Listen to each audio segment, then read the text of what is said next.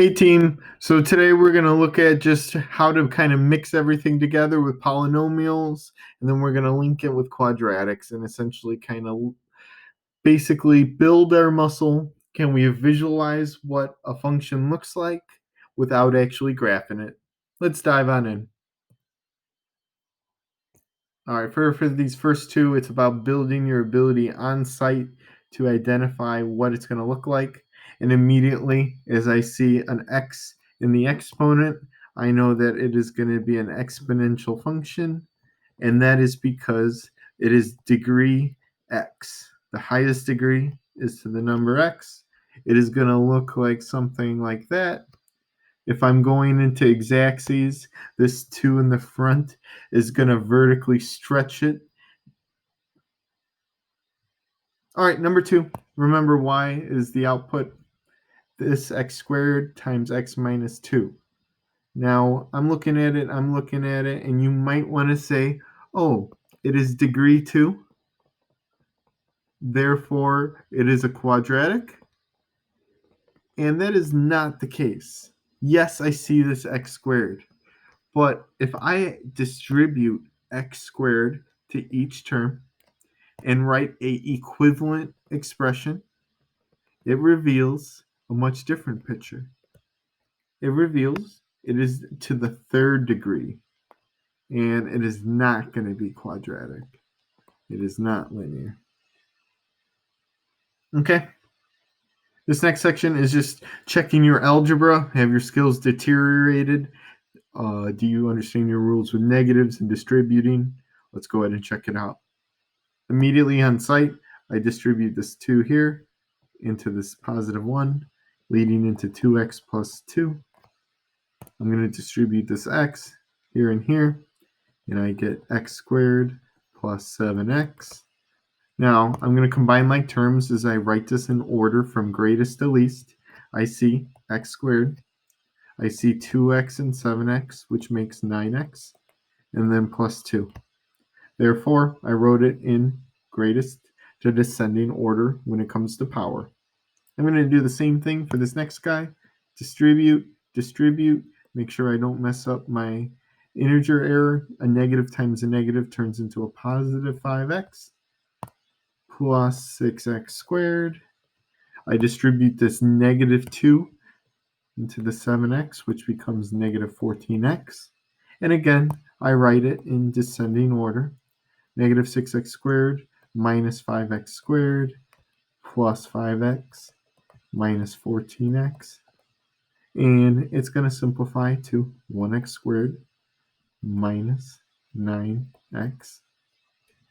So, are these expressions equivalent? And the answer is nah. By distributing, it is revealed that these are not equivalent. Notice how I had to go through the hurdles of the algebra in order to prove this. Whenever I'm checking, write it out in standard form in order to get a sense. What does this guy look like? Notice in the second one, C is 0 and not 2. Notice for the B value, it's a negative 9 instead of being a positive 9. And the A's do match. They're both 1. So, I mean, I could see how someone thinks they're kind of similar, but are they equivalent? Nope.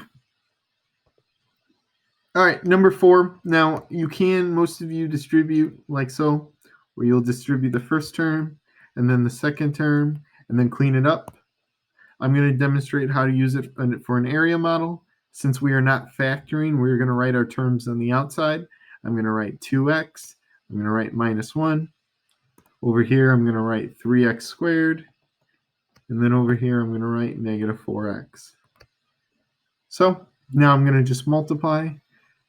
2x times 3 is 6. X to the third. 2 times negative 4 is negative 8. X times x is x squared. Negative 1 times 3 is negative 3, x squared. And a negative 1 times a negative 4 is a positive 4x. I'm going to go ahead and write this out in descending order.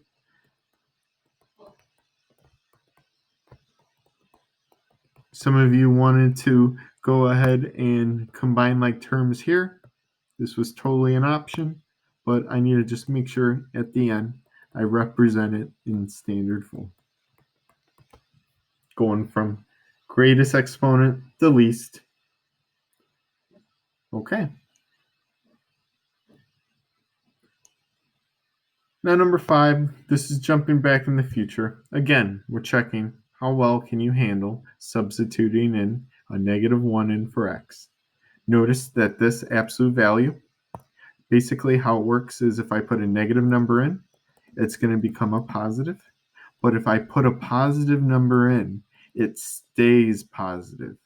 Notice this is the most common error, is people think that it becomes the opposite, where it'll become a -2, and that is not the case. So when I'm going to do this, it wants me to calculate when x is -1. When x is -1. So I'm going to replace all x's. So when x is -1 is going to be equal to 3 times the absolute value minus -1. I'm going to go ahead and go down a line, and the absolute value of 1 is +1.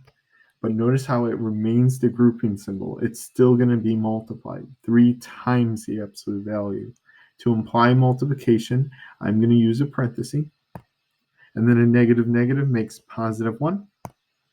I'm going to go ahead and simplify it one line further, and it's going to be 3 times 1 is +3 plus 1. So when x is -1, it's 4. If I wanted to represent this as a coordinate, it would be -1, 4.